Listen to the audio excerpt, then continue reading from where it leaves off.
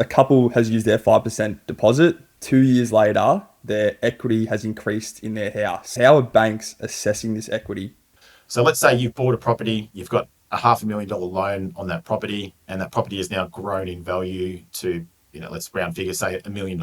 The equity that you've got in your property is the value of the property less the debt that you owe. So you've got $500,000 worth of equity. Banks are prepared to lend up to 80% of the value of the property. So if you owe 500,000 on $1 million property, 80% is 800,000. There's that $300,000 gap, which is usable equity that you can then withdraw for a variety of purposes. Now, I think the most effective use of that equity is for investing Mm. and withdrawing that $300,000.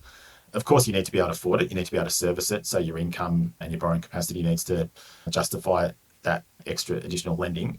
But you could withdraw that, for example, for a deposit for an investment property, and that could Mm. cover the 20% deposit plus stamp duty plus any other costs. And then you could borrow the remainder of what you require against the investment property as another loan.